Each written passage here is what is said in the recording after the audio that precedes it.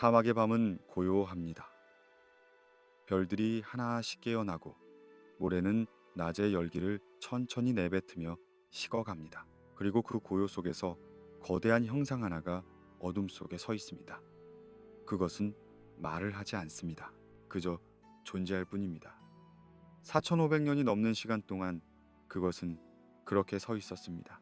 바람이 스쳐가고 왕조들이 일어났다 사라지고 언어가 태어나고 잊혀지는 동안 그것은 변하지 않았습니다. 기자의 대피라미드, 인류가 만든 가장 오래되고 가장 완벽한 건축물 중 하나, 그리고 동시에 가장 많은 침묵을 담고 있는 구조물이기도 합니다.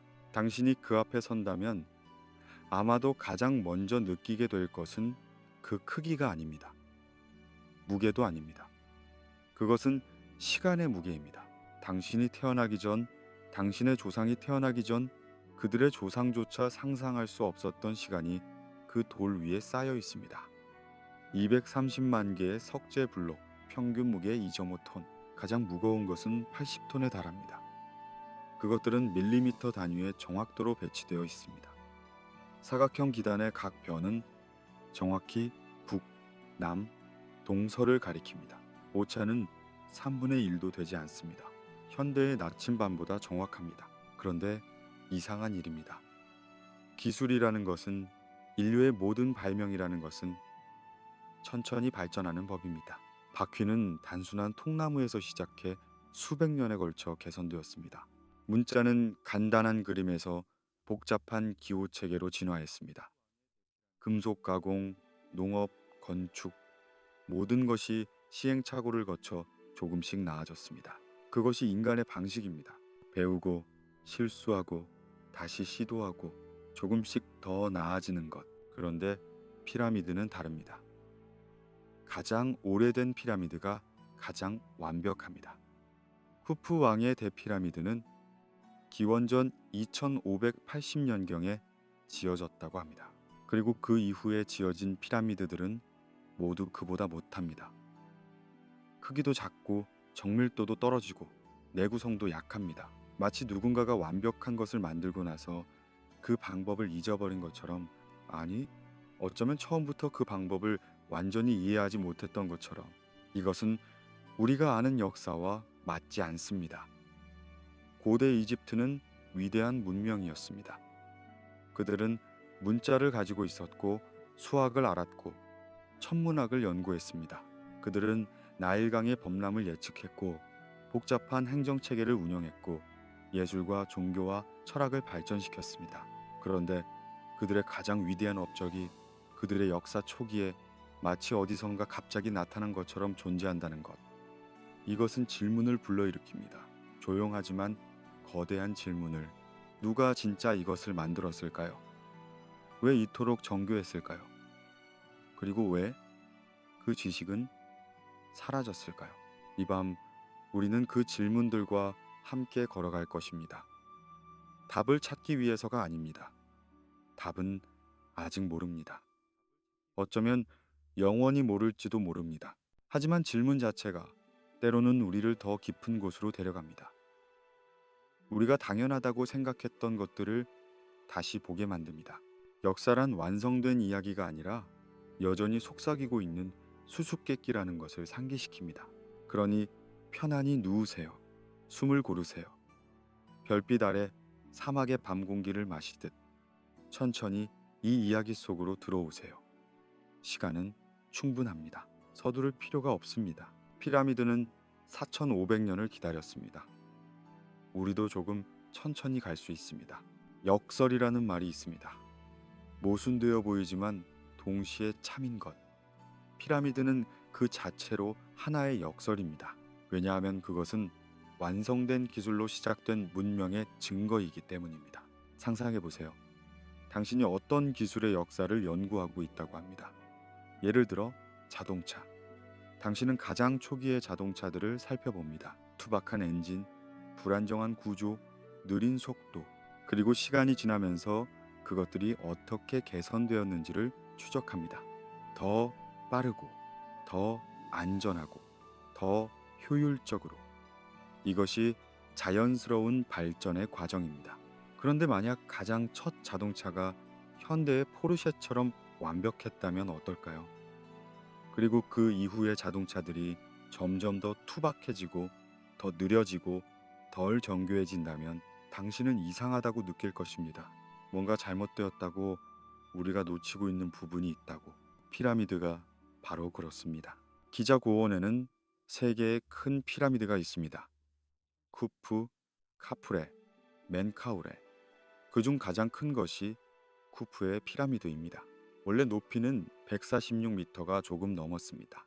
지금도 138m 정도가 남아 있습니다. 기단 한 변의 길이는 230m. 면적으로 따지면 약 5만 3천 제곱미터. 축구장 7개를 합친 크기입니다. 그리고 그 모든 것이 놀라울 정도로 정확합니다. 동서남북의 정렬, 각 변이 가리키는 방향의 오차는 3분 정도에 불과합니다. 3분이라는 것은 1도의 60분의 3입니다. 원의 360분의 60분의 3, 거의 완벽에 가깝습니다. 기단의 수평도 마찬가지입니다. 230m에 걸쳐 높이 차이는 2cm 정도밖에 나지 않습니다. 현대 건축에서도 이 정도 정밀도는 쉽지 않습니다. 석재의 배치도 놀랍습니다. 각 블록은 서로 너무나 정교하게 맞물려 있어서 그 사이에 칼날 하나 들어갈 틈이 없습니다. 접착제도 거의 사용되지 않았습니다. 그냥 돌과 돌의 무게와 정밀한 절단만으로 4,500년을 버텨온 것입니다. 지진도 견뎌냈습니다. 전쟁도 견뎌냈습니다. 시간 자체를 견뎌냈습니다. 이런 수준의 건축이 등장하기 전 이집트에는 무엇이 있었을까요? 마스타바라고 불리는 구조물들이 있었습니다. 평평한 지붕을 가진 직사각형 모양의 무덤입니다.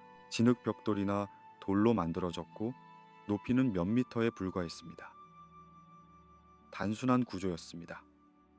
기능적이었지만 특별히 정교하지는 않았습니다. 그리고 갑자기 제3왕조 시대에 조세르의 계단식 피라미드가 나타납니다. 그것은 마스타바를 여러 층 쌓아 올린 형태였습니다. 혁신적이었지만 여전히 진화의 흔적을 볼 수 있었습니다. 시행착오가 있었습니다. 구조적 문제들이 있었습니다. 그것은 인간적이었습니다. 그런데 불과 몇십 년 후 제사왕조의 스네페르 왕 때 갑자기 진짜 피라미드가 나타납니다. 굽은 피라미드, 붉은 피라미드, 그리고 그의 아들 쿠프가 대피라미드를 짓습니다. 갑자기 모든 것이 완벽해집니다. 마치 누군가가 스위치를 켠 것처럼, 마치 숨겨져 있던 지식이 한순간에 드러난 것처럼. 이것은 이상합니다. 기술이 발전할 시간이 부족했습니다. 실험할 기회가 부족했습니다. 실패해서 배울 여유가 없었습니다. 그런데도 그들은 처음부터 거의 완벽한 것을 만들어냈습니다. 그리고 더 이상한 것은 그 이유입니다. 제5왕조, 제6왕조의 피라미드들은 더 작아집니다. 더 단순해집니다. 석재의 품질이 떨어집니다. 정밀도가 감소합니다. 마치 그들이 무엇을 만들어야 하는지는 알지만 왜 그렇게 만들어야 하는지는 모르는 것처럼. 형태는 모방했지만 본질은 이해하지 못한 것처럼. 이것은 우리가 아는 기술 발전의 패턴이 아닙니다. 기술은 축적되어야 합니다. 한 세대가 배우고 다음 세대가 그것을 개선하고 그 다음 세대가 더 발전시킵니다. 그것이 인류의 방식입니다. 그런데 피라미드는 정반대입니다. 정점에서 시작해서 점점 내려갑니다. 마치 그들이 물려받은 무언가를 지키려 했지만 그것이 무엇인지 완전히 이해하지 못했던 것처럼. 마치 악보를 보고 연주할 수는 있지만 그 음악이 왜 아름다운지는 모르는 음악가처럼 그들은 피라미드를 만들 수 있었습니다. 하지만 왜 그토록 정교해야 하는지, 그 정교함의 의미가 무엇인지는 어쩌면 알지 못했을지도 모릅니다. 그렇다면 질문이 남습니다. 누가 처음 그것을 알았을까요? 누가 그 완벽한 방법을 처음 고안했을까요? 그리고 왜 그 지식은 시작되자마자 희미해지기 시작했을까요? 돌은 기억합니다. 물론 우리가 아는 방식으로 기억하는 것은 아닙니다. 하지만 시간은 돌 위에 흔적을 남깁니다. 바람이, 비가, 햇빛이, 모래가 모든 것이 돌의 표면을 조금씩 변화시킵니다. 그리고 그 변화를 읽을 수 있다면 돌은 우리에게 말을 합니다. 아주 천천히, 아주 조용히. 기자 고원에는 피라미드만 있는 것이 아닙니다. 그 옆에 또 하나의 수수께끼가 있습니다. 스핑크스. 사자의 몸과 사람의 얼굴을 가진 거대한 석상. 그것은 단일 안반에서 깎아낸 것입니다. 길이 73m, 높이 20m. 그것 역시 오래되었습니다. 아주 오래되었습니다. 공식적으로는 카프레 왕 시대에 만들어졌다고 합니다. 기원전 2500년경.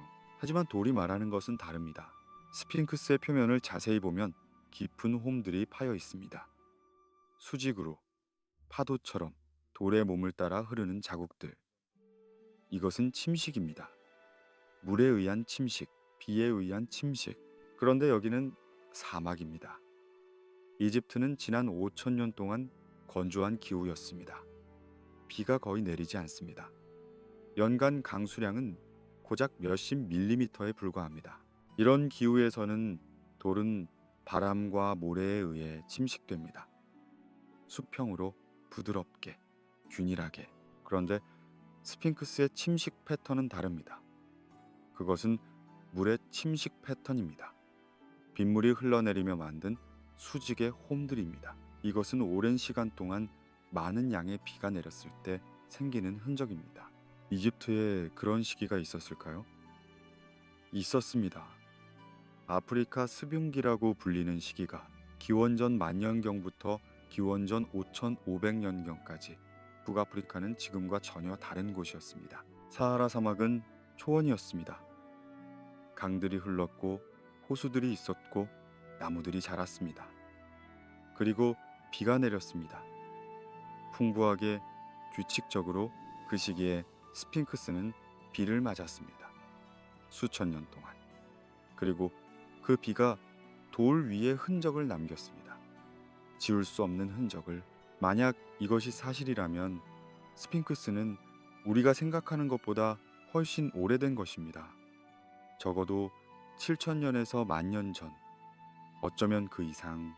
그 시기에 이집트에 문명이 있었을까요? 우리가 아는 역사에서는 없었습니다. 기원전 3000년경에야 초기 왕조 시대가 시작됩니다. 그 이전은 신석기 시대입니다. 마을들이 있었고 농업이 시작되었고 간단한 도구들이 사용되었습니다. 하지만 거대한 석조 건축을 할 만한 기술은 우리가 아는 한 없었습니다. 그런데 스핑크스의 돌은 말합니다. 나는 비를 기억한다고. 나는 그 시대를 견뎌냈다고. 이것은 단지 스핑크스만의 이야기가 아닙니다. 기자고원 전체에 지질학이 비슷한 이야기를 합니다. 피라미드 주변의 안반, 스핑크스 신전, 계곡 신전, 이 구조물들이 깎여나간 바위들도 같은 침식 패턴을 보입니다. 물의 흔적, 오래된 물의 흔적. 물론 논란이 있습니다. 많은 학자들이 이 해석에 동의하지 않습니다. 그들은 다른 가능성을 제시합니다. 지하수의 영향, 특정한 화학적 풍화, 혹은 국지적인 기후 변화. 그리고 그들의 주장도 일리가 있습니다. 과학은 신중해야 합니다. 증거는 여러 방식으로 해석될 수 있습니다. 하지만 여전히 돌은 말합니다. 그리고 그 목소리는 조용하지만 집요합니다. 만약 이 땅이 젖어 있었던 시대에 누군가가 여기를 다듬었다면, 만약 이 구조물들이 우리가 생각하는 것보다 훨씬 오래되었다면, 그렇다면 우리가 알고 있는 역사는 어쩌면 완전하지 않을지도 모릅니다. 어쩌면 우리가 잊어버린 장들이 있을지도 모릅니다. 지질학은 역사의 질문을 던집니다. 부드럽지만 날카로운 질문을. 당신이 아는 것이 전부인가? 당신이 본 것이 전부인가? 돌이 기억하는 것은 책이 기억하는 것과 다르다면 누구의 기억을 믿을 것인가? 그리고 이 질문은 우리를 다시 피라미드로 데려옵니다. 만약 스핑크스가 그토록 오래되었다면 피라미드는 어떨까요? 만약 이 땅에 우리가 모르는 더 오래된 역사가 있었다면 피라미드는 그 역사의 일부일까요? 아니면 그 역사의 끝에 세워진 마지막 기념비일까요? 별빛 아래, 침식된 돌 위에, 오래된 빗물의 흔적 위에 질문들이 쌓여갑니다. 답은 아직 없습니다. 하지만 질문 자체가 때로는 우리를 새로운 곳으로 인도합니다. 고대 이집트인들은 기록을 사랑했습니다. 그들은 거의 모든 것을 기록했습니다. 왕의 업적, 군사 원정, 세금 징수, 곡물 저장, 심지어 일상적인 행정 문서까지. 파피루스 두루마리에, 신전 벽에, 무덤 벽화에, 석비에 그들은 자신들의 삶을, 자신들의 세계를 후대에 남기려 했습니다. 그리고 그들은 성공했습니다. 우리는 그 덕분에 3000년 전의 이집트인들이 무엇을 먹었는지, 어떤 신을 믿었는지, 어떻게 거래를 했는지 알 수 있습니다. 그런데 이상한 일이 있습니다. 가장 위대한 업적에 대한 기록이 없습니다. 피라미드를 어떻게 만들었는지에 대한 설계도가, 기술 문서가, 상세한 설명이 존재하지 않습니다. 물론 단편적인 언급들은 있습니다. 쿠프 왕이 대피라미드를 건설했다는 기록, 석재를 운반했다는 기록, 노동자들에게 음식을 제공했다는 기록, 이런 것들은 있습니다. 특히 메레르의 파피루스라고 알려진 문서는 석재를 채석장에서 기자까지 운반하는 과정을 상세히 기록하고 있습니다. 누가 언제 어디서 무엇을 옮겼는지, 며칠이 걸렸는지, 어떤 경로를 사용했는지. 하지만 정작 중요한 것은 없습니다.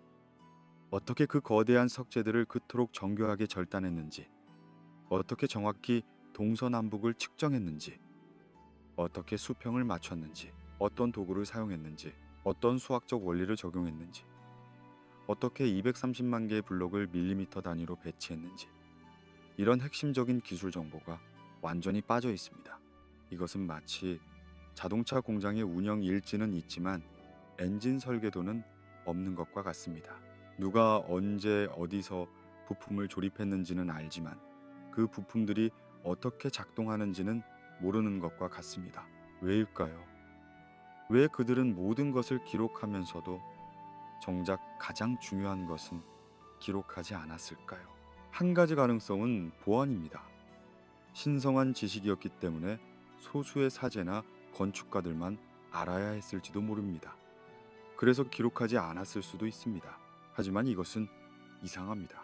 왜냐하면 후대의 왕들도 피라미드를 지었기 때문입니다.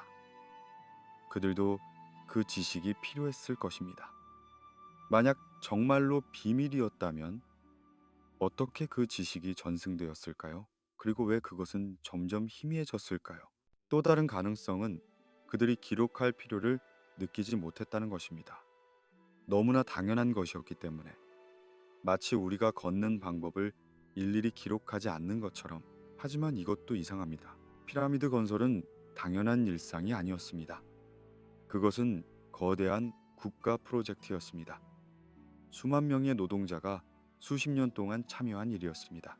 그런 일에 대한 기술 문서가 없다는 것은 납득하기 어렵습니다. 세 번째 가능성은 어쩌면 가장 불편한 가능성입니다. 그들이 기록하지 않은 것이 아니라 기록할 수 없었다는 것. 왜냐하면 그들 스스로도 완전히 이해하지 못했기 때문입니다. 그들은 물려받은 방법을 따랐을 뿐 그 방법의 원리를 알지 못했을지도 모릅니다. 마치 조부모에게서 배운 요리법대로 요리할 수는 있지만 왜 그 재료들이 그런 비율로 섞여야 하는지 화학적으로 설명할 수 없는 것처럼. 이런 생각은 불편합니다. 왜냐하면 그것은 피라미드의 진짜 설계자가 우리가 생각하는 사람들이 아닐 수도 있다는 가능성을 열어두기 때문입니다. 쿠프 왕은 피라미드를 건설했을 수 있습니다. 하지만 그 설계는 어쩌면 더 오래된 것일 수 있습니다. 더 오래된 지식, 더 오래된 전통, 더 오래된 문명의 흔적일 수 있습니다. 고대 이집트의 방대한 기록 속에서 피라미드의 침묵은 더욱 크게 들립니다. 모든 것이 말하는 곳에서 한 가지만 말하지 않습니다. 그리고 그 침묵은 때로는 어떤 말보다도 더 많은 것을 의미합니다. 기록되지 않은 건축, 설명되지 않은 완벽함, 전승되지 않은 지식. 이것들은 우리에게 무엇을 말하고 있을까요? 어쩌면 그들은 말하고 있습니다. 우리가 아는 것보다 더 많은 것이 있다고. 역사는 우리가 읽은 것보다 더 깊다고. 시간은 기이한 방식으로 흐릅니다. 우리는 시간이 앞으로만 간다고, 발전은 직선적이라고 생각합니다. 어제보다 오늘이 낫고 오늘보다 내일이 나을 것이라고. 기술은 축적되고 지식은 보존되고 문명은 앞으로 나아간다고. 대부분의 경우 이것은 맞습니다. 하지만 피라미드는 이 규칙의 예외입니다. 왜냐하면 피라미드의 역사는 거꾸로 흐르기 때문입니다. 시작이 정점이고 그 이후는 내리막이기 때문입니다. 대피라미드 이후 200년 동안 수십 개의 피라미드가 더 건설되었습니다. 하지만 그 어느 것도 쿠프의 피라미드를 넘어서지 못했습니다. 크기만이 아닙니다. 정밀도, 내구성, 전체적인 품질이 모두 떨어졌습니다. 제오 왕조의 피라미드들을 보세요. 우너스 왕의 피라미드는 원래 높이가 43m였지만 지금은 거의 폐허입니다. 석재가 작고 배치가 조잡하고 구조가 불안정했습니다.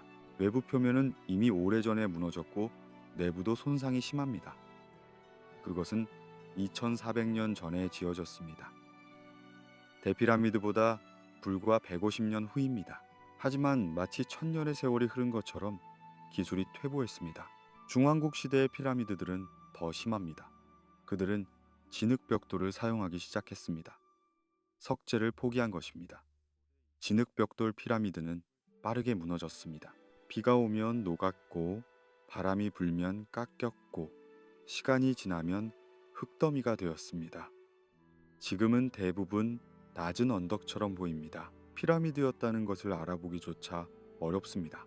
무엇이 변했을까요? 왜 그들은 조상들이 할 수 있었던 것을 할 수 없었을까요? 자원의 문제는 아니었습니다. 이집트에는 여전히 석재가 풍부했습니다. 투라의 석회암, 아수안의 화강암, 모두 접근 가능했습니다. 노동력의 문제도 아니었습니다. 후대의 왕조들도 여전히 거대한 신전을 건설할 수 있었습니다. 카르낙 신전, 룩소르 신전, 아부 신벨 신전. 이런 구조물들은 피라미드만큼이나 인상적입니다. 그들은 돌을 다룰 수 있었습니다. 큰 프로젝트를 조직할 수 있었습니다. 그런데 유독 피라미드 건축 기술만은 잃어버렸습니다. 정확히 말하면 그 정밀도를 잃어버렸습니다. 이것은 흥미로운 패턴을 보여줍니다. 그들은 피라미드의 형태를 알고 있었습니다. 피라미드를 만들려고 시도했습니다. 하지만 그것을 올바르게 만드는 방법을 몰랐습니다.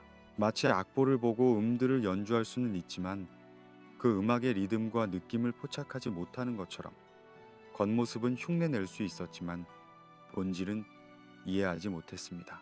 이것은 지식 전승의 실패를 보여줍니다.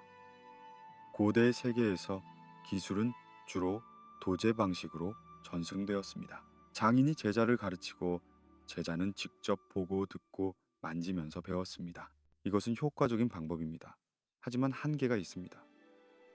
만약 그 장인이 왜 그렇게 하는지 이해하지 못하고 단지 따라하는 것뿐이라면 그 제자는 더 적게 배웁니다. 세대를 거듭할수록 지식은 희미해집니다. 본질은 사라지고 형식만 남습니다. 피라미드가 바로 그랬을 가능성이 있습니다. 초기의 건축가들은 완벽한 방법을 알고 있었습니다. 하지만 그 지식이 구전으로만 전승되었다면 혹은 제대로 문서화되지 않았다면 세대가 지나면서 조금씩 잃어버렸을 것입니다. 처음에는 작은 것들, 특정 각도를 재는 정확한 방법, 석재를 절단하는 최적의 도구, 수평을 맞추는 섬세한 기술, 이런 것들이 하나씩 잊혀지면서 전체 품질이 떨어졌을 것입니다. 그리고 어느 순간 그들은 깨달았을 것입니다. 우리는 더 이상 조상들만큼 잘 만들 수 없다고. 우리는 무언가를 잃어버렸다고. 그래서 그들은 형태를 바꾸기 시작했습니다. 진흙 벽돌을 사용하고 크기를 줄이고 다른 방식을 시도했습니다. 왜냐하면 원래의 방법은 이제 너무 어려웠기 때문입니다. 이것은 슬픈 이야기입니다. 왜냐하면 그것은 지식이 영원하지 않다는 것을 보여주기 때문입니다. 한때 알려졌던 것도 잊혀질 수 있습니다. 한때 가능했던 것도 불가능해질 수 있습니다. 문명은 전진만 하는 것이 아닙니다. 때로는 뒤로 물러서기도 하고 때로는 길을 잃기도 합니다. 피라미드는 그 증거입니다. 인류가 한때 도달했던 높이, 그리고 그것이 어떻게 희미해졌는지. 기술은 있었지만 이해되지 않았고 형태는 남았지만 본질은 사라졌습니다. 그리고 결국 피라미드 시대는 끝났습니다. 하지만 피라미드 자체는 남았습니다. 완벽한 것들이 불완전한 것들보다 오래 버텼습니다. 그리고 그것들은 지금도 서 있습니다. 조용히 말 없이 증언하고 있습니다. 우리가 한때 할 수 있었던 것을, 그리고 우리가 잊어버린 것을. 밤하늘을 올려다보세요. 별들이 거기 있습니다. 수천 개, 수만 개. 그들은 움직입니다. 천천히, 규칙적으로. 밤마다 조금씩 위치가 바뀝니다. 한 달이 지나고 1년이 지나면 그 패턴이 보입니다. 계절마다 다른 별자리가 뜹니다. 어떤 별은 항상 같은 자리에 있는 것처럼 보입니다. 북극성처럼. 고대인들은 하늘을 읽었습니다.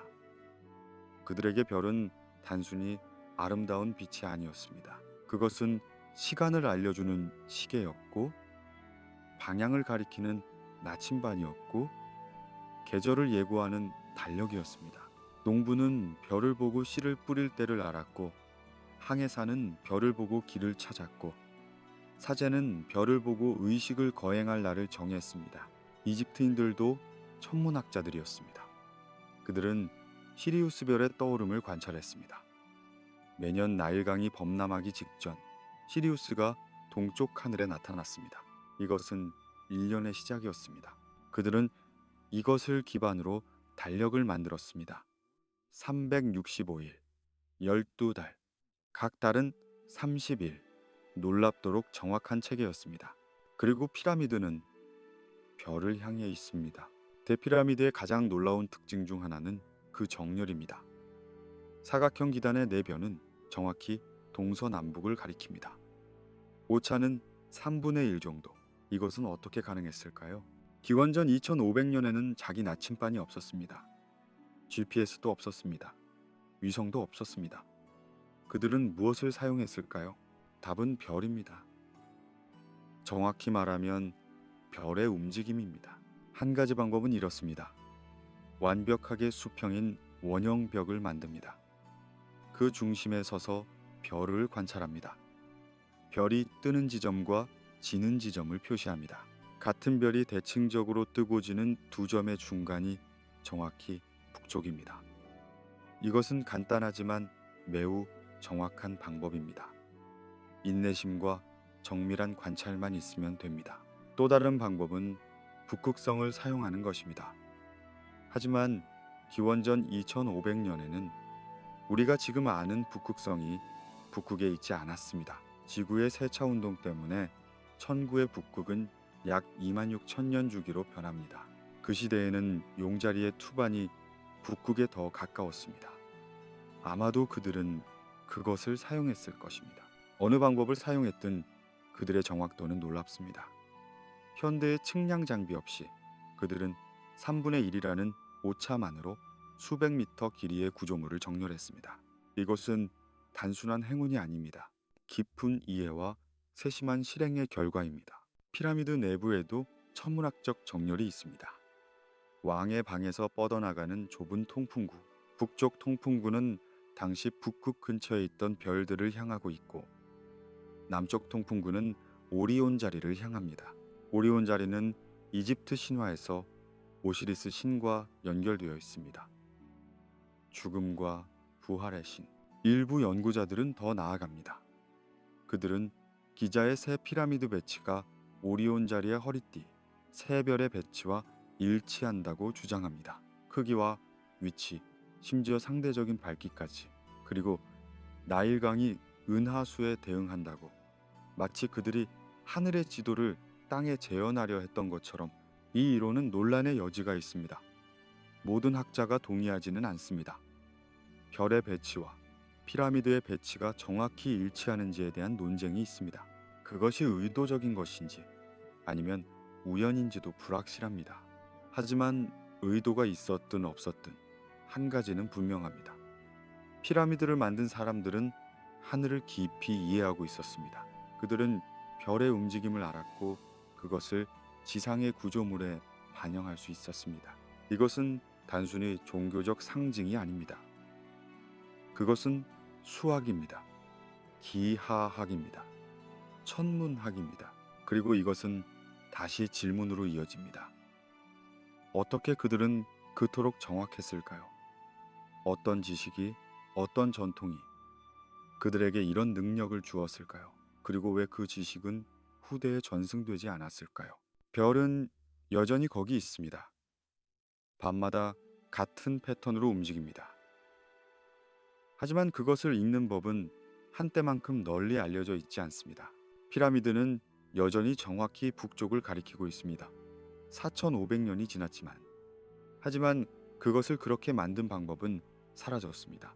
별을 향한 정열, 그것은 단순한 기술적 성취가 아닙니다. 그것은 세계관입니다. 하늘과 땅이 연결되어 있다는, 위와 아래가 대응한다는, 인간이 우주의 질서를 이해하고 반영할 수 있다는 믿음입니다. 그리고 피라미드는 그 믿음의 구현입니다. 돌로 만들어진 영혼을 향한 믿음. 역사는 이어지는 것이라고 우리는 배웁니다. 한 세대가 배우고 다음 세대에게 물려주고 그렇게 지식이 축적된다고. 하지만 때로는 이어짐 속에 단절이 있습니다. 때로는 물려받은 것이 온전히 이해되지 않습니다. 그래서 후대 사람들이 하는 일은 창조가 아니라 복원입니다. 유지입니다. 보존입니다. 고대 이집트의 후대 왕조 기록들을 보면 흥미로운 패턴이 나타납니다. 많은 왕들이 피라미드나 스핑크스를 복원했다고 기록하고 있습니다. 새로 만든 것이 아니라 복원한 것입니다. 람세스 2세는 스핑크스를 모래에서 파냈습니다. 그리고 두 앞발 사이에 석비를 세웠습니다. 그 석비에는 이렇게 적혀 있습니다. 꿈에서 스핑크스가 나타나 자신을 구해달라고 했다고. 람세스는 모래를 치우고 스핑크스를 드러냈습니다. 이것은 기원전 1400년경의 일입니다. 스핑크스가 만들어진 것으로 추정되는 시기로부터 이미 1000년이 지난 후입니다. 투트모스 4세도 비슷한 기록을 남겼습니다. 그는 여러 고대 기념물을 보수했습니다. 그의 기록을 보면 그는 이것들을 선왕들의 유산이라고 불렀습니다. 하지만 구체적으로 누가 언제 만들었는지는 언급하지 않습니다. 마치 그것이 너무 오래되어 정확한 기원을 알 수 없는 것처럼. 더 흥미로운 것은 쿠프에 대한 기록입니다. 쿠프는 대피라미드를 만든 왕으로 알려져 있습니다. 하지만 실제로 그에 대한 동시대 기록은 매우 적습니다. 그의 이름이 새겨진 몇 개의 석재, 몇 개의 석비, 그리고 그것들도 대부분 피라미드 내부나 주변에서 발견된 것들입니다. 쿠프에 대한 가장 상세한 기술은 헤로도토스가 남긴 것입니다.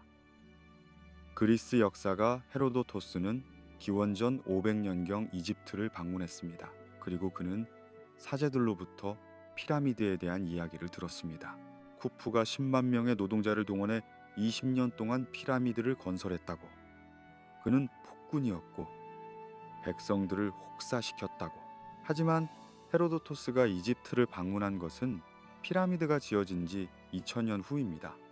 그가 들은 이야기는 구전으로 전해진 것입니다. 2000년 동안, 그 시간 동안 얼마나 많은 것이 변했을까요? 얼마나 많은 것이 추가되었고 생략되었고 왜곡되었을까요? 이집트인들 스스로도 피라미드의 기원에 대해 확실하지 않았던 것 같습니다. 많은 후대 문서들에서 피라미드는 먼 옛날에 만들어진 것으로 언급됩니다. 구체적인 시기가 아니라 막연한 과거, 신화와 역사가 뒤섞인 시간. 이집트 신화에는 첫 시간이라는 개념이 있습니다. 제프테피, 신들이 땅을 다스리던 시대, 인간 왕조 이전의 시대. 많은 신전 기록들이 이 시대를 언급합니다. 그리고 일부 기록은 피라미드가 이 시대와 연결되어 있음을 암시합니다. 물론 이것은 신화입니다.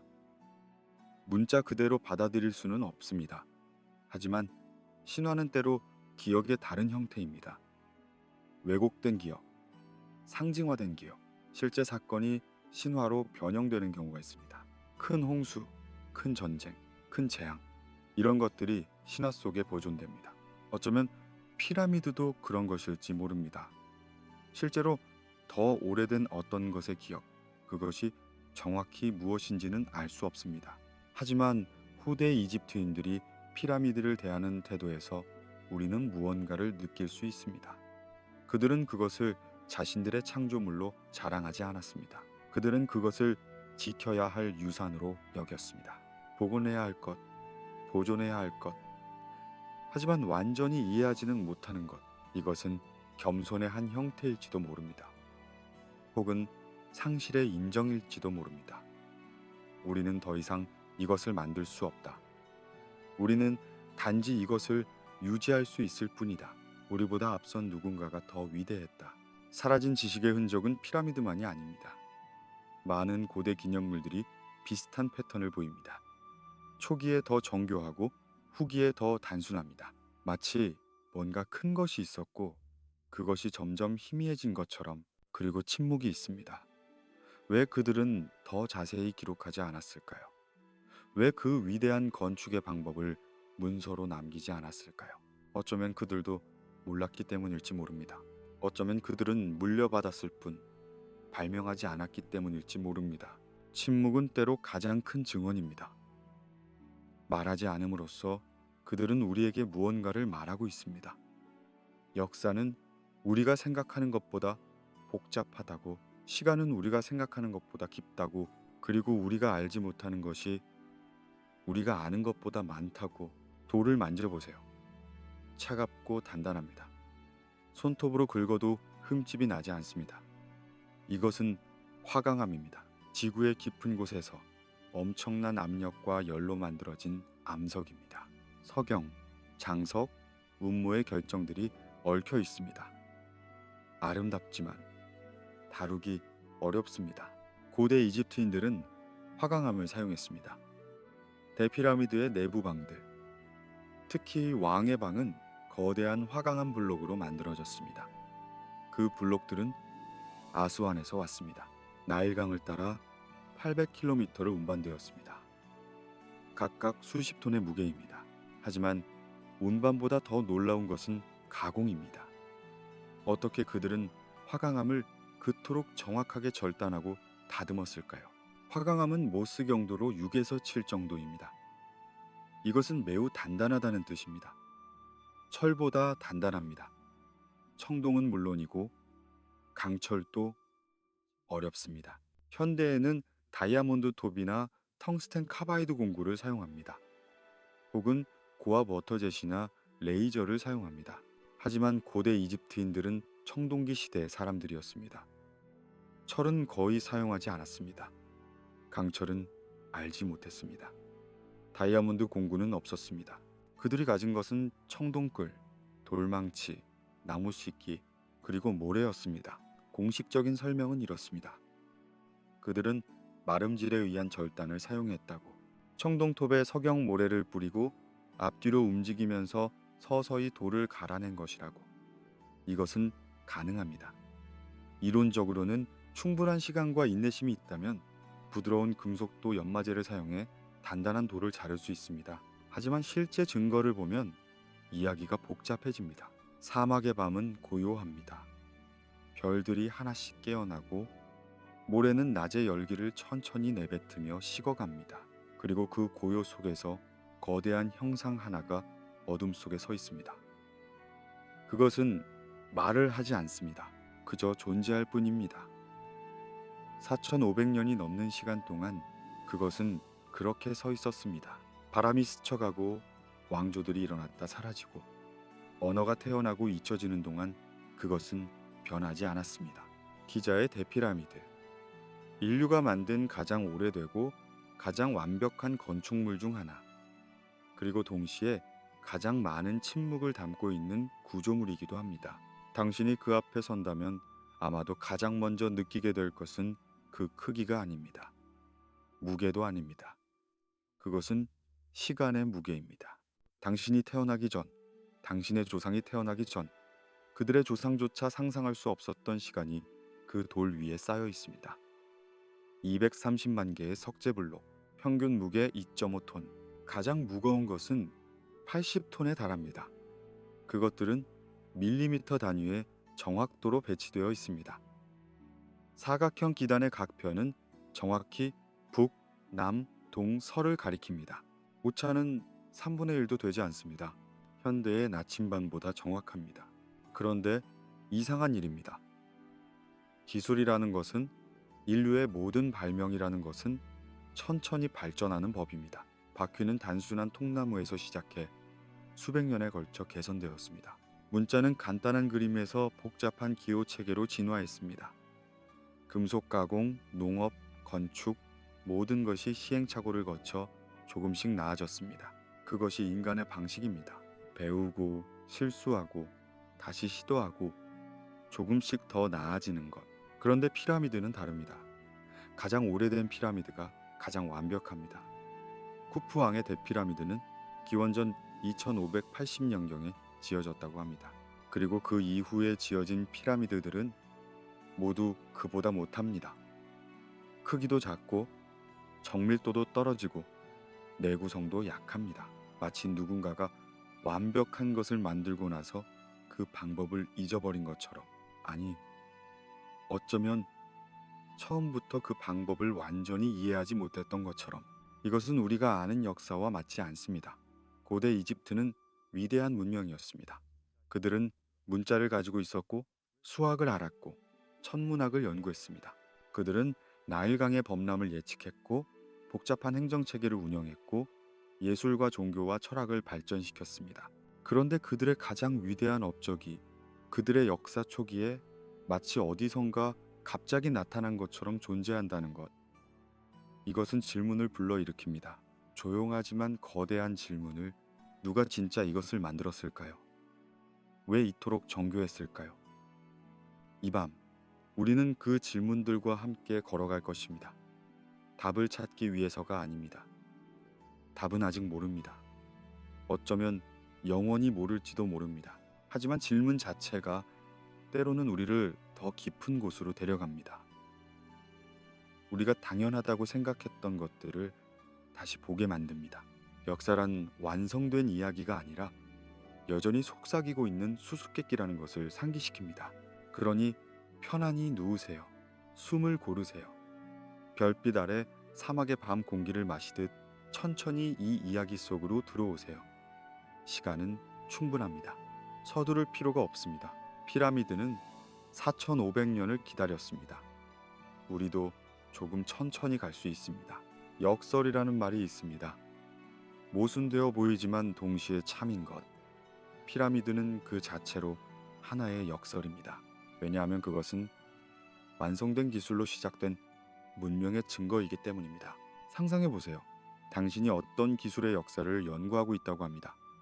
예를 들어 자동차. 당신은 가장 초기의 자동차들을 살펴봅니다. 투박한 엔진, 불안정한 구조, 느린 속도, 그리고 시간이 지나면서 그것들이 어떻게 개선되었는지를 추적합니다. 더 빠르고, 더 안전하고, 더 효율적으로. 이것이 자연스러운 발전의 과정입니다. 그런데 만약 가장 첫 자동차가 현대의 포르쉐처럼 완벽했다면 어떨까요? 그리고 그 이후의 자동차들이 점점 더 투박해지고 더 느려지고 덜 정교해진다면 당신은 이상하다고 느낄 것입니다. 뭔가 잘못되었다고, 우리가 놓치고 있는 부분이 있다고. 피라미드가 바로 그렇습니다. 기자 고원에는 세 개의 큰 피라미드가 있습니다. 쿠프, 카프레, 멘카우레. 그중 가장 큰 것이 쿠프의 피라미드입니다. 원래 높이는 146m가 조금 넘었습니다. 지금도 138m 정도가 남아 있습니다. 기단 한 변의 길이는 230m. 면적으로 따지면 약 5만 3천 제곱미터. 축구장 7개를 합친 크기입니다. 그리고 그 모든 것이 놀라울 정도로 정확합니다. 동서남북의 정렬, 각 변이 가리키는 방향의 오차는 3분 정도에 불과합니다. 3분이라는 것은 1도의 60분의 3입니다. 원의 360분의 60분의 3, 거의 완벽에 가깝습니다. 기단의 수평도 마찬가지입니다. 230m에 걸쳐 높이 차이는 2cm 정도밖에 나지 않습니다. 현대 건축에서도 이 정도 정밀도는 쉽지 않습니다. 석재의 배치도 놀랍습니다. 각 블록은 서로 너무나 정교하게 맞물려 있어서 그 사이에 칼날 하나 들어갈 틈이 없습니다. 접착제도 거의 사용되지 않았습니다. 그냥 돌과 돌의 무게와 정밀한 절단만으로 4,500년을 버텨온 것입니다. 지진도 견뎌냈습니다. 전쟁도 견뎌냈습니다. 시간 자체를 견뎌냈습니다. 이런 수준의 건축이 등장하기 전 이집트에는 무엇이 있었을까요? 마스타바라고 불리는 구조물들이 있었습니다. 평평한 지붕을 가진 직사각형 모양의 무덤입니다. 진흙 벽돌이나 돌로 만들어졌고 높이는 몇 미터에 불과했습니다. 단순한 구조였습니다. 기능적이었지만 특별히 정교하지는 않았습니다.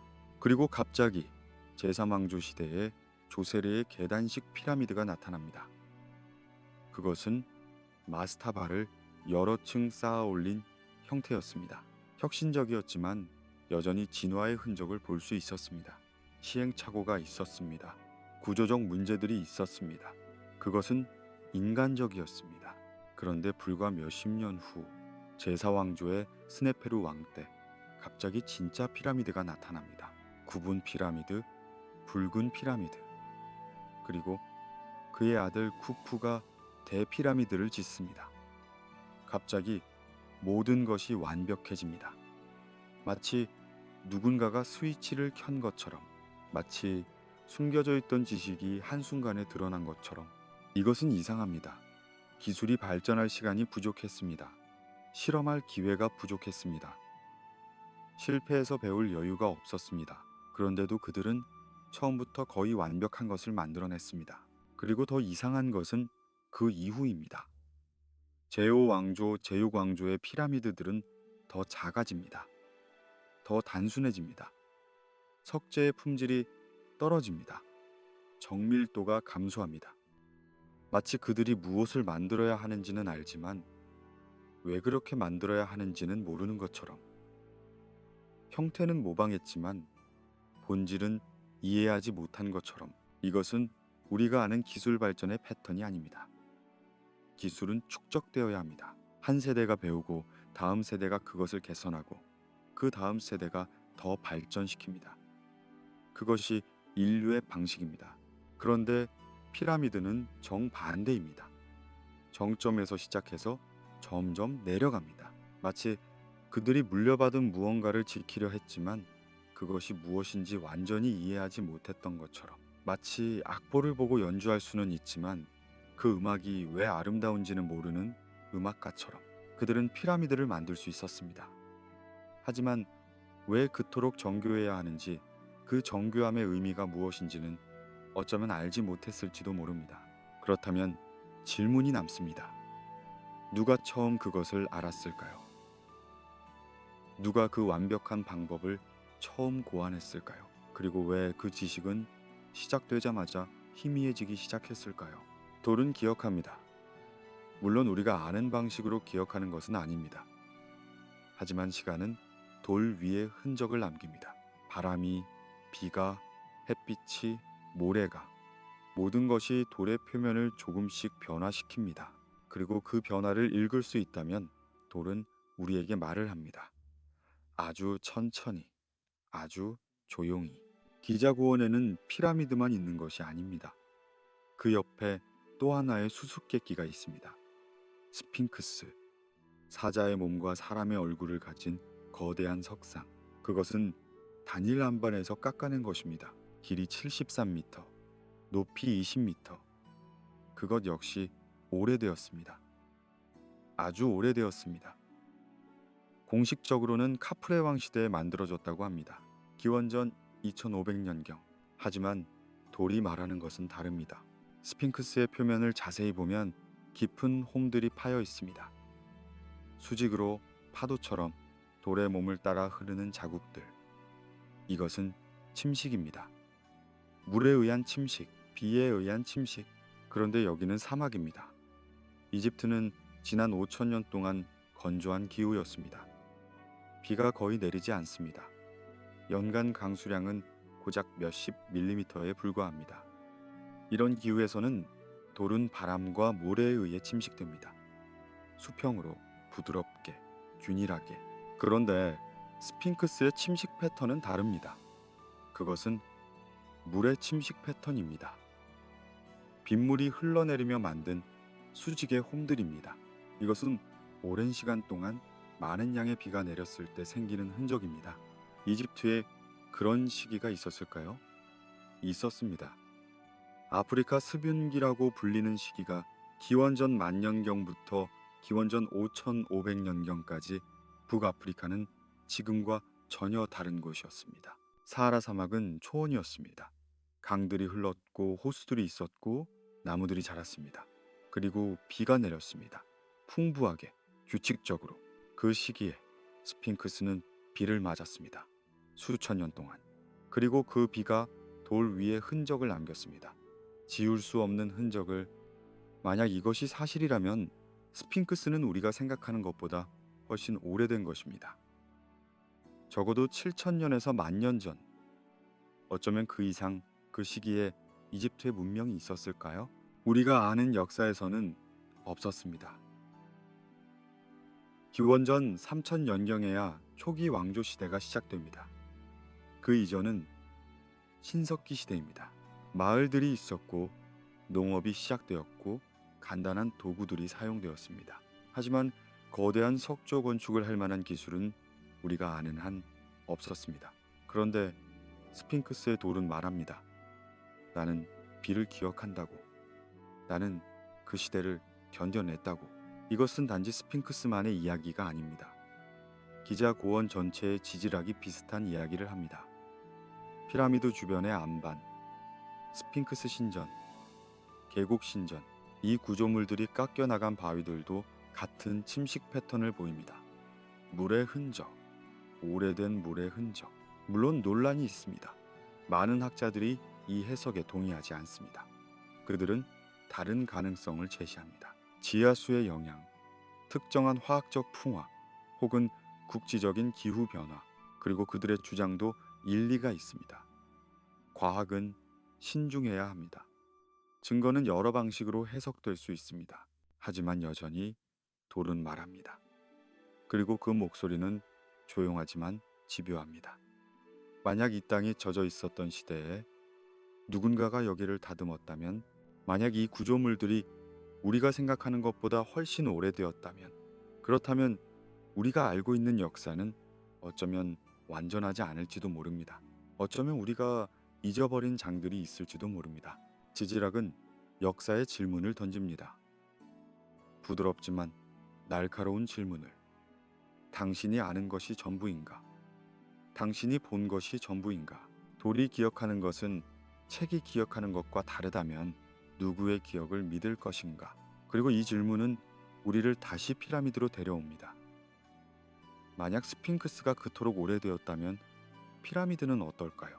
만약 이 땅에 우리가 모르는 더 오래된 역사가 있었다면 피라미드는 그 역사의 일부일까요?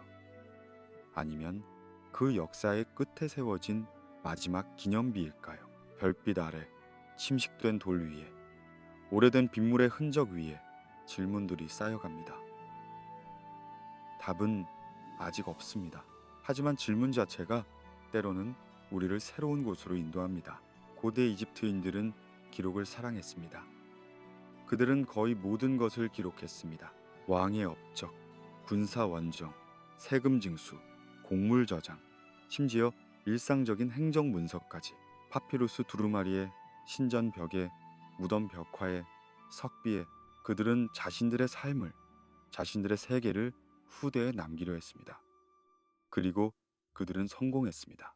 우리는 그 덕분에 3000년 전의 이집트인들이 무엇을 먹었는지, 어떤 신을 믿었는지, 어떻게 거래를 했는지 알 수 있습니다. 그런데 이상한 일이 있습니다.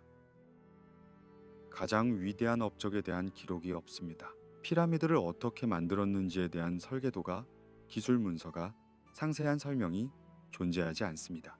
물론 단편적인 언급들은 있습니다. 쿠프 왕이 대피라미드를 건설했다는 기록, 석재를 운반했다는 기록, 노동자들에게 음식을 제공했다는 기록, 이런 것들은 있습니다. 특히 메레르의 파피루스라고 알려진 문서는 석재를 채석장에서 기자까지 운반하는 과정을 상세히 기록하고 있습니다. 누가 언제 어디서 무엇을 옮겼는지, 며칠이 걸렸는지, 어떤 경로를 사용했는지, 하지만 정작 중요한 것은 없습니다.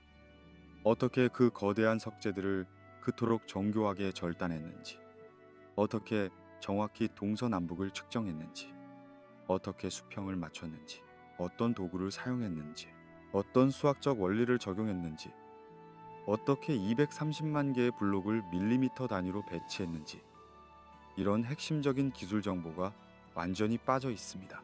이것은 마치 자동차 공장의 운영 일지는 있지만 엔진 설계도는 없는 것과 같습니다.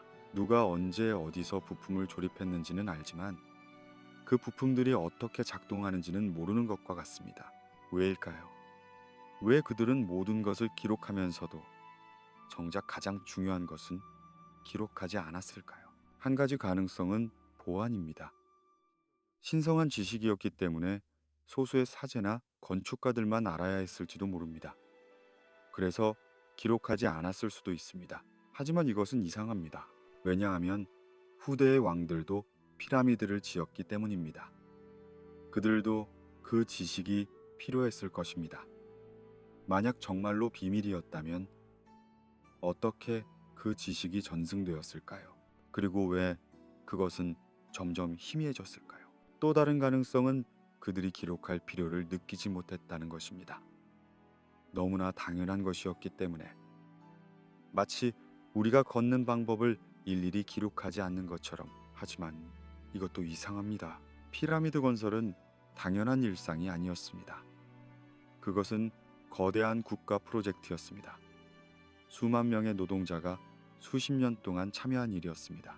그런 일에 대한 기술 문서가 없다는 것은 납득하기 어렵습니다. 세 번째 가능성은 어쩌면 가장 불편한 가능성입니다.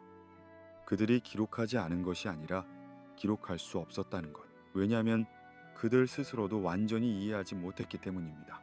그들은 물려받은 방법을 따랐을 뿐 그 방법의 원리를 알지 못했을지도 모릅니다. 마치 조부모에게서 배운 요리법대로 요리할 수는 있지만 왜 그 재료들이 그런 비율로 섞여야 하는지 화학적으로 설명할 수 없는 것처럼, 이런 생각은 불편합니다. 왜냐하면 그것은 피라미드의 진짜 설계자가 우리가 생각하는 사람들이 아닐 수도 있다는 가능성을 열어두기 때문입니다. 쿠프 왕은 피라미드를 건설했을 수 있습니다. 하지만 그 설계는 어쩌면 더 오래된 것일 수 있습니다.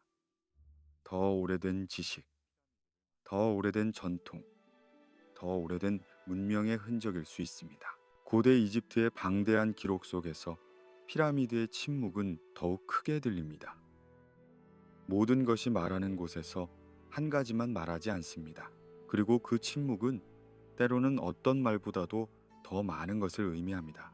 기록되지 않은 건축, 설명되지 않은 완벽함, 전승되지 않은 지식. 이것들은 우리에게 무엇을 말하고 있을까요? 어쩌면 그들은 말하고 있습니다. 우리가 아는 것보다 더 많은 것이 있다고. 역사는 우리가 읽은 것보다 더 깊다고. 그리고 때로는 가장 중요한 것들이 가장 조용하다고. 시간은 기이한 방식으로 흐릅니다. 우리는 시간이 앞으로만 간다고, 발전은 직선적이라고 생각합니다. 어제보다 오늘이 낫고 오늘보다 내일이 나을 것이라고. 기술은 축적되고 지식은 보존되고 문명은 앞으로 나아간다고. 대부분의 경우 이것은 맞습니다. 하지만 피라미드는 이 규칙의 예외입니다. 왜냐하면 피라미드의 역사는 거꾸로 흐르기 때문입니다. 시작이 정점이고 그 이후는 내리막이기 때문입니다. 대피라미드 이후 200년 동안 수십 개의 피라미드가 더 건설되었습니다.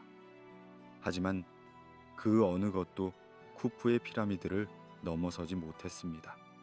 크기만이 아닙니다. 정밀도, 내구성, 전체적인 품질이 모두 떨어졌습니다. 제오 왕조의 피라미드들을 보세요. 우나스 왕의 피라미드는 원래 높이가 43m였지만 지금은 거의 폐허입니다. 석재가 작고 배치가 조잡하고 구조가 불안정했습니다. 외부 표면은 이미 오래전에 무너졌고 내부도 손상이 심합니다. 그것은 2400년 전에 지어졌습니다. 대피라미드보다 불과 150년 후입니다. 하지만 마치 1000년의 세월이 흐른 것처럼 기술이 퇴보했습니다. 중왕국 시대의 피라미드들은 더 심합니다. 그들은 진흙 벽돌을 사용하기 시작했습니다. 석재를 포기한 것입니다. 진흙 벽돌 피라미드는 빠르게 무너졌습니다. 비가 오면 녹았고 바람이 불면 깎였고 시간이 지나면 흙더미가 되었습니다. 지금은 대부분 낮은 언덕처럼 보입니다. 피라미드였다는 것을 알아보기조차 어렵습니다. 무엇이 변했을까요? 왜 그들은 조상들이 할 수 있었던 것을 할 수 없었을까요? 자원의 문제는 아니었습니다. 이집트에는 여전히 석재가 풍부했습니다. 투라의 석회암, 아스완의 화강암 모두 접근 가능했습니다. 노동력의 문제도 아니었습니다. 후대의 왕조들도 여전히 거대한 신전을 건설할 수 있었습니다. 카르낙 신전, 룩소르 신전, 아부신벨 신전 이런 구조물들은 피라미드만큼이나 인상적입니다. 그들은 돌을 다룰 수 있었습니다. 큰 프로젝트를 조직할 수 있었습니다. 그런데 유독 피라미드 건축 기술만은 잃어버렸습니다. 정확히 말하면 그 정밀도를 잃어버렸습니다. 이것은 흥미로운 패턴을 보여줍니다. 그들은 피라미드의 형태를 알고 있었습니다. 피라미드를 만들려고 시도했습니다. 하지만 그것을 올바르게 만드는 방법을 몰랐습니다. 마치 악보를 보고 음들을 연주할 수는 있지만 그 음악의 리듬과 느낌을 포착하지 못하는 것처럼 겉모습은 흉내낼 수 있었지만 본질은 이해하지 못했습니다. 이것은 지식 전승의 실패를 보여줍니다. 고대 세계에서 기술은 주로 도제 방식으로 전승되었습니다. 장인이 제자를 가르치고 제자는 직접 보고 듣고 만지면서 배웠습니다. 이것은 효과적인 방법입니다. 하지만 한계가 있습니다. 만약 그 장인이 왜 그렇게 하는지 이해하지 못하고 단지 따라하는 것뿐이라면 그 제자는 더 적게 배웁니다. 세대를 거듭할수록 지식은 희미해집니다. 본질은 사라지고 형식만 남습니다. 피라미드가 바로 그랬을 가능성이 있습니다. 초기의 건축가들은 완벽한 방법을 알고 있었습니다. 하지만 그 지식이 구전으로만 전승되었다면 혹은 제대로 문서화되지 않았다면 세대가 지나면서 조금씩 잃어버렸을 것입니다. 처음에는 작은 것들, 특정 각도를 재는 정확한 방법, 석재를 절단하는 최적의 도구, 수평을 맞추는 섬세한 기술, 이런 것들이 하나씩 잊혀지면서 전체 품질이 떨어졌을 것입니다. 그리고 어느 순간 그들은 깨달았을 것입니다. 우리는 더 이상 조상들만큼 잘 만들 수 없다고. 우리는 무언가를 잃어버렸다고. 그래서 그들은 형태를 바꾸기 시작했습니다. 진흙 벽돌을 사용하고 크기를 줄이고 다른 방식을 시도했습니다. 왜냐하면 원래의 방법은 이제 너무 어려웠기 때문입니다. 이것은 슬픈 이야기입니다. 왜냐하면 그것은 지식이 영원하지 않다는 것을 보여주기 때문입니다. 한때 알려졌던 것도 잊혀질 수 있습니다. 한때 가능했던 것도 불가능해질 수 있습니다. 문명은 전진만 하는 것이 아닙니다. 때로는 뒤로 물러서기도 하고 때로는 길을 잃기도 합니다. 피라미드는 그 증거입니다. 인류가 한때 도달했던 높이, 그리고 그것이 어떻게 희미해졌는지. 기술은 있었지만 이해되지 않았고 형태는 남았지만 본질은 사라졌습니다. 그리고 결국 피라미드 시대는 끝났습니다. 하지만 피라미드 자체는 남았습니다. 완벽한 것들이 불완전한 것들보다 오래 버텼습니다. 그리고 그것들은 지금도 서 있습니다. 조용히 말없이 증언하고 있습니다. 우리가 한때 할 수 있었던 것을, 그리고 우리가 잊어버린 것을. 밤하늘을 올려다보세요. 별들이 거기 있습니다. 수천 개, 수만 개. 그들은 움직입니다. 천천히 규칙적으로 밤마다 조금씩 위치가 바뀝니다. 한 달이 지나고 1년이 지나면 그 패턴이 보입니다. 계절마다 다른 별자리가 뜹니다. 어떤 별은 항상 같은 자리에 있는 것처럼 보입니다. 북극성처럼. 고대인들은 하늘을 읽었습니다. 그들에게 별은 단순히 아름다운 빛이 아니었습니다. 그것은 시간을 알려주는 시계였고, 방향을 가리키는 나침반이었고, 계절을 예고하는 달력이었습니다. 농부는 별을 보고 씨를 뿌릴 때를 알았고, 항해사는 별을 보고 길을 찾았고, 사제는 별을 보고 의식을 거행할 날을 정했습니다. 이집트인들도 천문학자들이었습니다. 그들은 시리우스 별의 떠오름을 관찰했습니다. 매년 나일강이 범람하기 직전 시리우스가 동쪽 하늘에 나타났습니다. 이것은 1년의 시작이었습니다. 그들은 이것을 기반으로 달력을 만들었습니다. 365일 12달, 각 달은 30일. 놀랍도록 정확한 체계였습니다. 그리고 피라미드는 별을 향해 있습니다. 대피라미드의 가장 놀라운 특징 중 하나는 그 정렬입니다. 사각형 기단의 네 변은 정확히 동서남북을 가리킵니다. 오차는 3분의 1 정도. 이것은 어떻게 가능했을까요? 기원전 2500년에는 자기 나침반이 없었습니다. GPS도 없었습니다. 위성도 없었습니다. 그들은 무엇을 사용했을까요? 답은 별입니다. 정확히 말하면 별의 움직임입니다. 한 가지 방법은 이렇습니다. 완벽하게 수평인 원형벽을 만듭니다. 그 중심에 서서 별을 관찰합니다. 별이 뜨는 지점과 지는 지점을 표시합니다. 같은 별이 대칭적으로 뜨고 지는 두 점의 중간이 정확히 북쪽입니다. 이것은 간단하지만 매우 정확한 방법입니다.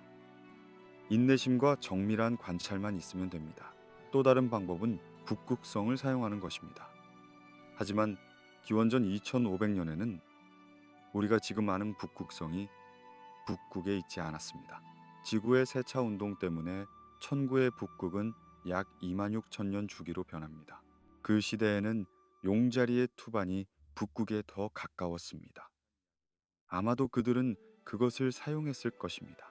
어느 방법을 사용했든 그들의 정확도는 놀랍습니다. 현대의 측량 장비 없이 그들은 3분의 1이라는 오차만으로 수백 미터 길이의 구조물을 정렬했습니다. 이것은 단순한 행운이 아닙니다. 깊은 이해와 세심한 실행의 결과입니다. 피라미드 내부에도 천문학적 정렬이 있습니다. 왕의 방에서 뻗어나가는 좁은 통풍구. 북쪽 통풍구는 당시 북극 근처에 있던 별들을 향하고 있고, 남쪽 통풍구는 오리온 자리를 향합니다. 오리온 자리는 이집트 신화에서 오시리스 신과 연결되어 있습니다. 죽음과 부활의 신. 일부 연구자들은 더 나아갑니다. 그들은 기자의 새 피라미드 배치가 오리온 자리의 허리띠, 새 별의 배치와 일치한다고 주장합니다. 크기와 위치, 심지어 상대적인 밝기까지. 그리고 나일강이 은하수에 대응한다고. 마치 그들이 하늘의 지도를 땅에 재현하려 했던 것처럼. 이 이론은 논란의 여지가 있습니다. 모든 학자가 동의하지는 않습니다. 별의 배치와 피라미드의 배치가 정확히 일치하는지에 대한 논쟁이 있습니다. 그것이 의도적인 것인지 아니면 우연인지도 불확실합니다. 하지만 의도가 있었든 없었든 한 가지는 분명합니다. 피라미드를 만든 사람들은 하늘을 깊이 이해하고 있었습니다. 그들은 별의 움직임을 알았고 그것을 지상의 구조물에 반영할 수 있었습니다. 이것은 단순히 종교적 상징이 아닙니다. 그것은 수학입니다. 기하학입니다. 천문학입니다. 그리고 이것은 다시 질문으로 이어집니다. 어떻게 그들은 그토록 정확했을까요?